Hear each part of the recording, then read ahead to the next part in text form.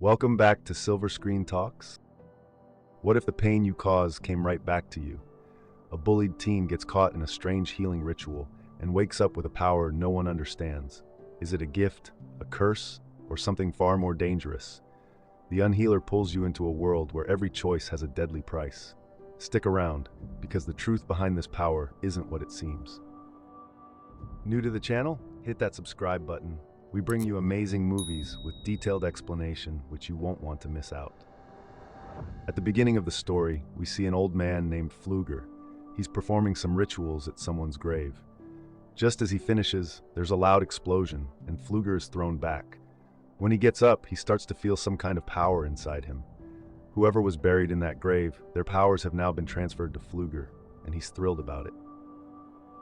In the next scene, we meet Kelly. Kelly suffers from a rare mental condition called Pica. Because of this illness, Kelly is compelled to eat things that aren't edible, like paper, pencils, or dirt.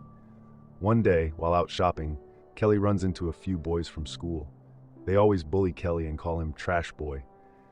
Just as they start messing with Kelly again, a childhood friend named Dominique shows up to help. She tries to stop them, but then they start bothering her too. Seeing this, Kelly steps in to stop them, but the boys pick him up and throw him into a trash bin. Just then, the shop owner lady arrives and chases the boys away. Dominique apologizes for everything that happened. When Kelly gets to school, the video of him being thrown into the trash has already gone viral. Everyone at school is making fun of him. When Kelly gets home, his mother Bernice asks him how his day went. Kelly says he talked to Dominique. Bernice tells him he should ask Dominique out on a date, but Kelly doesn't feel ready for that yet. Then we see a man visiting the grave where Pflueger got his powers at the beginning of the movie. His name is Red Elk. The powers that Pflueger received actually belonged to Red Elk's ancestors, and it was Red Elk's duty to protect them. In the next scene, a doctor comes to visit Kelly. Because of his eating disorder, Kelly's health has gotten worse. Kelly insists that he's fine and just has a mild flu, but the doctor tells him it's not the flu. His condition is the result of eating harmful things. A little later, the doctor tells Bernice that Kelly has an obsession he can't control, and it's seriously affecting his health. In the following scene, we see Pflueger gathering people and telling them that he has divine powers and can heal any sick person. Bernice is also there, listening to him. There's an old woman who can't walk properly because of pain in her back and legs. She tells Pflueger about her condition. In exchange for healing her, Pflueger asks her to donate some money. He then touches her legs, and instantly her pain disappears. She's completely healed. Everyone around watches in amazement, claps for Pflueger, and praises him. Red Elk is watching all of this. Then Bernice approaches Pflueger and tells him about her son Kelly. She believes Pflueger might be able to heal him, so she invites him to her house. After she leaves, Red Elk walks up to Pflueger and praises his work. He asks Pflueger how he did all that, to which Pflueger replies that it's all God's doing. Suddenly, Red Elk slaps Pflueger, but the pain hits Red Elk instead. Red Elk says, "You can't be harmed, and whoever tries will feel the pain, because it protects itself, so it protects its host." He tells Pflueger that his ancestors have protected that grave for generations, so no one would get hurt. Red Elk warns Pflueger that these powers will destroy him and that he should return them. But Pflueger refuses and says, "I used to be a nobody, but now I am Jesus fucking Christ, and I am going to live forever." He makes it clear he's not giving the powers back. Red Elk tries hard to make him understand, but Pflueger doesn't listen. After that, Pflueger goes to Bernice's house to see Kelly. Even before checking on Kelly, Pflueger demands money from Bernice, and she gives it to him. When Pflueger touches Kelly to heal him, he suddenly feels Kelly's pain himself and struggles to handle it. He rushes to the bathroom, looks at the money Bernice gave him, takes a drink, sniffs some coke, and tries to build up his confidence again. Then he goes back to Kelly and tries to heal him by touching him again. But this time, Pflueger loses control over his powers. Those same powers end up causing his death. As soon as Pflueger dies, Kelly suddenly sits up. He tells Bernice that he's feeling much better now. Later, a local police team arrives. They assume Pflueger died due to his drug addiction. The next day, Kelly is fixing his bike when he accidentally cuts his finger. But then he notices something strange. His finger heals on its own. He tells Bernice, "Something awesome happened to me after Pflueger healed me."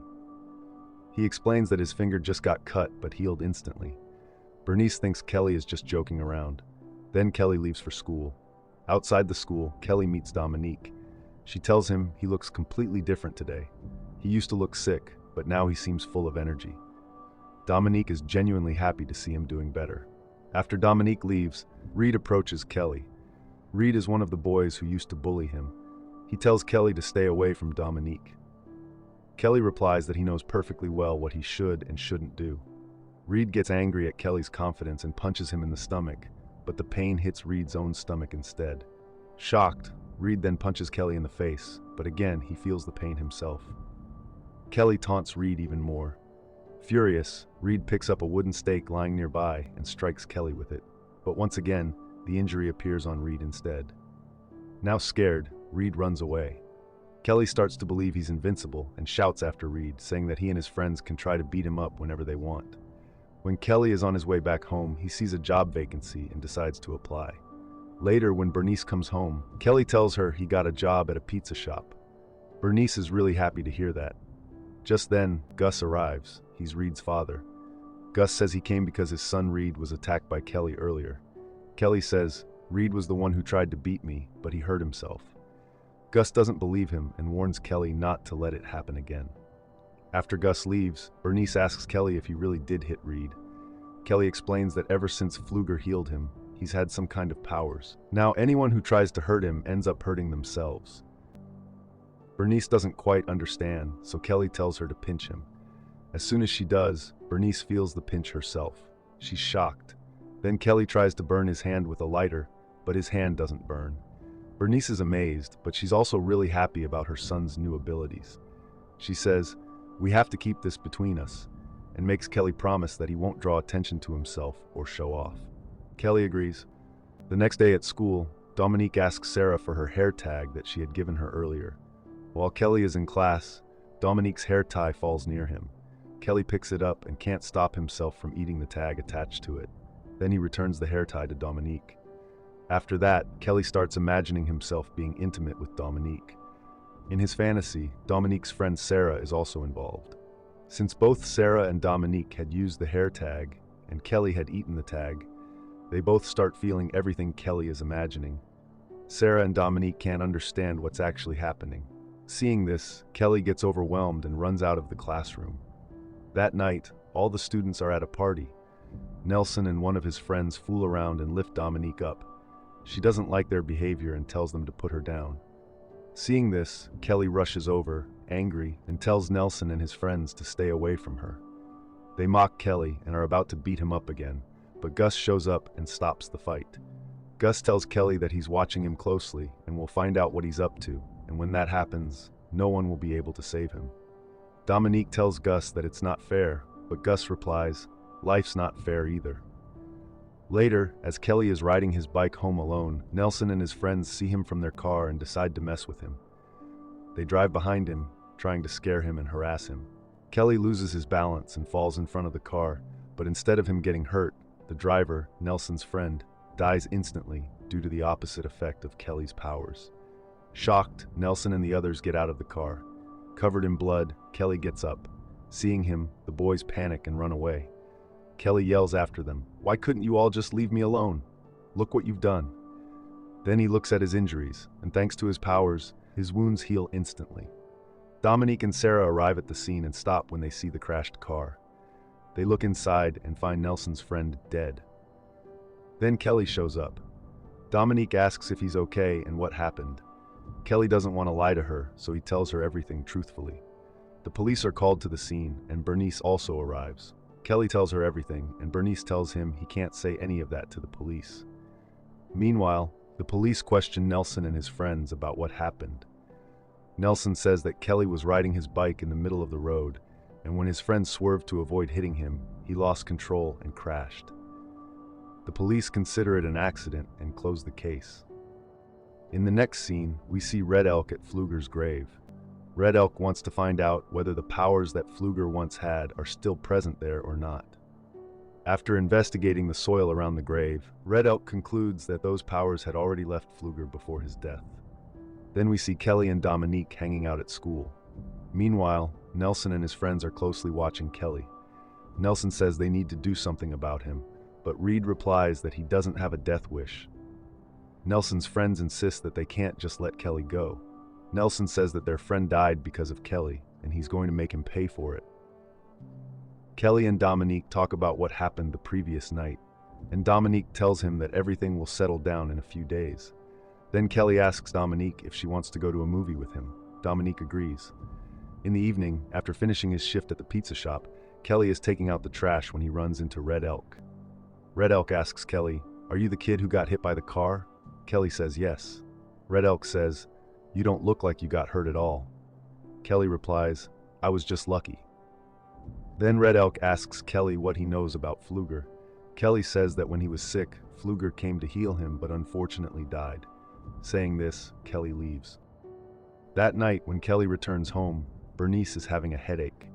Kelly tells Bernice he'll go get medicine for her. Meanwhile, Nelson and his friends are outside Kelly's house. As soon as Kelly leaves to get the medicine, Nelson and his friends hook Kelly's trailer home to their car with a chain and drag it away, unaware that Bernice is inside. The dragging causes a gas pipe inside the trailer to burst, leading to an explosion that sets the whole house on fire. When Kelly comes back, he sees his house burning and rushes inside to save his mother. But sadly, because of the fire, Bernice loses her life. Kelly breaks down crying over his mother's death. After the incident, the police take Kelly to the hospital, assuming he must have been burned too. But later, the sheriff learns from the doctor that Kelly has no injuries on his body. Just then, Red Elk arrives at the hospital. Red Elk tells the sheriff about the powers now inside Kelly, which is why his body has no wounds. Red Elk says those powers are very dangerous for anyone, and that they must be removed from Kelly. The sheriff thinks Red Elk's words are just a made-up story and doesn't believe him. Later, everyone attends Bernice's funeral. Kelly is deeply saddened by his mother's death. He then goes to Pflueger's grave. There, Dominique arrives. She comforts Kelly and tells him he has to stay strong during this tough time. After Dominique leaves, Kelly sees some leaves near Pflueger's grave and can't stop himself from eating them. As soon as he eats the leaves, he starts vomiting. Sarah sees all of this. A while later, the sheriff meets Kelly and says he'll soon find a good foster parent for him. The sheriff asks Kelly if he had done any work on his trailer home recently that could have weakened its support. Kelly says he hadn't done anything like that. The sheriff tells him that the investigation suggests the trailer's support may have been pulled, which caused it to lose balance. Just then, Nelson and his friends pass by and tease Kelly. Kelly realizes that Nelson and his friends were the ones who dragged his trailer home, which led to the fire and Bernice's death. Filled with rage, Kelly jumps out the car. The sheriff looks for Kelly, but he can't find him. A little later, Nelson and his friends go swimming by the riverside. Kelly follows them there. While one of their friends, Tucker, is swimming in the water, Kelly tears a piece of Tucker's clothing and eats it, then starts strangling himself with the same cloth. Since the cloth belonged to Tucker and Kelly ate a piece of it, Tucker starts feeling everything Kelly is doing. Tucker can't breathe and begins to drown. Nelson pulls Tucker out of the water, but by then, Tucker is already dead. Kelly appears in front of them and says, "One bully is dead, now it's the other's turn." Just then, the sheriff arrives looking for Kelly. Seeing the sheriff, Kelly runs away. When the sheriff asks Nelson about the incident, Nelson says that Kelly did all this. He drowned Tucker. The sheriff doesn't believe him. At night, Sarah tells Dominique that Tony, who is Sarah's boyfriend and Nelson's friend, told her that Kelly killed Tucker. However, Dominique doesn't believe Sarah. Just then, Kelly comes to meet Dominique at her house. Dominique asks Kelly about Tucker.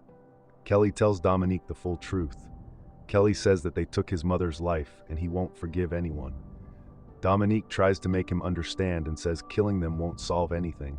Instead, they should make them confess to the murder so that the law can punish them. The next day in the school chemistry lab, the teacher is teaching about chemical reactions. Just then, Kelly arrives and starts taunting Nelson and his friend Tony, provoking them. Kelly says, "You're cowards and you took my mother's life." He demands that Nelson and Tony confess to their crimes. Tony gets very angry and wants to attack Kelly, but Nelson holds him back. Enraged, Tony grabs acid from the lab and throws it at Kelly's face. But due to Kelly's powers, the acid burns Tony's own face instead. Dominique says to Kelly, "Why are you doing this? We talked about making them confess." Seeing her boyfriend hurt, Sarah kicks Kelly, but the pain reflects back on her. Kelly tells Nelson, "This is all your fault. You started all of this. Remember that. The sooner you confess, the better it will be for you." By then, the teacher calls the sheriff. As the sheriff arrives and goes to help Tony, Kelly runs away. That night, Sarah meets Nelson and tells him that she wants revenge for what Kelly did to Tony. She says she saw Kelly eating some leaves near Pflueger's grave, which made him vomit. Sarah believes those leaves might be the key to weakening Kelly's powers so they can kill him. Then, Sarah and Nelson go to Pflueger's grave and collect those leaves. Nelson dissolves the leaves in water and fills the liquid form into a gas cylinder. Just then, Nelson's father Gus calls him for morning sports practice. Nelson, scared, warns him to be cautious of Kelly, but Gus misses it, saying there's no need to be afraid of an ordinary kid like Kelly. The next morning on the field, the sheriff warns Gus, but Gus doesn't take him seriously. As the sheriff is leaving, he notices a chain in Gus's truck, the same chain Nelson and his friends used to drag Kelly's trailer. Seeing this, the sheriff goes back to Gus and says he wants to speak to the boys. Meanwhile, Kelly arrives and secretly takes a drill machine and a piece of Nelson's clothing from Gus's truck. The sheriff questions the boys about the chain in the truck. Gus defends them, saying the chain is his, and he put it there last night. Nelson and Reed also deny knowing anything. Just then, Kelly appears with Nelson's cloth piece in his mouth and says, "There's still time to confess." Reed gets scared and says he had nothing to do with Bernice's death. He explains he tried to stop everyone from the beginning, but no one listened. Then Reed runs away. Nelson brings out the gas cylinder filled with the leaf liquid and threatens Kelly. Kelly again asks Nelson to confess. When Nelson refuses, Kelly starts drilling holes into his own legs. Because Kelly had eaten a piece of Nelson's clothing, Nelson feels the exact same pain. Gus urges the sheriff to shoot Kelly. The sheriff pleads with Kelly to stop all this. Kelly again tells Nelson to confess.